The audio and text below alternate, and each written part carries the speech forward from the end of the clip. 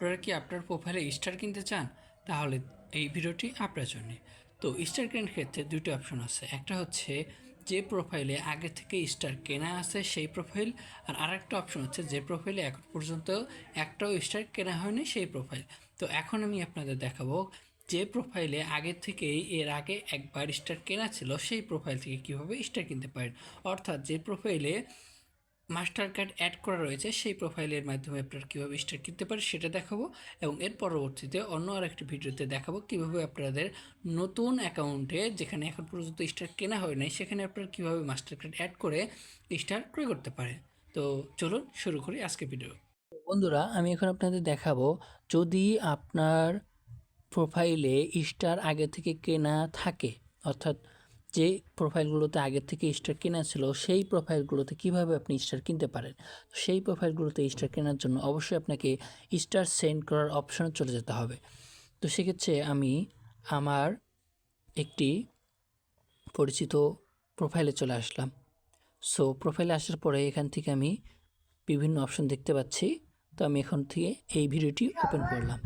এই ভিডিওটি ওপেন করার পরে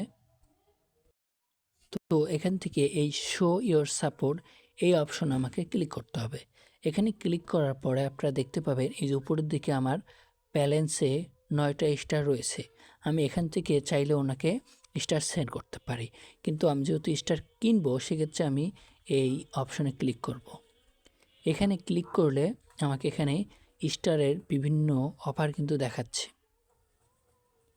তো আমি এখন এখান থেকে এই 45টা স্টার 121 টাকায় কিনতে পারি, 18টা স্টার 35 টাকায় কিনতে পারি, 55টা স্টার 150 টাকায় কিনতে পারি। তো আমি এই 18 স্টার যেটা আমি এই 18 স্টারটা কিনবো। তো আমি এইখানে ক্লিক করলাম।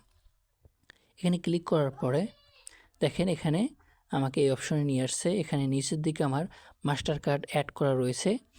তো যেহেতু আমার এখানে অটোমেটিক মাস্টার কার্ড আগে থেকে অ্যাড করা রয়েছে সেক্ষেত্রে আমাকে এই অপশনে নিয়ে আসছে। এখন জাস্ট আমি যদি এই ওয়ান স্টেপ বাই এই অপশনে ক্লিক করলি তাহলে কিন্তু আমার এই স্টারটি কেনা হয়ে যাবে। তো দেখেন আমি এখান থেকে এখন ওয়ান স্টেপ বাই এই অপশনে ক্লিক করব।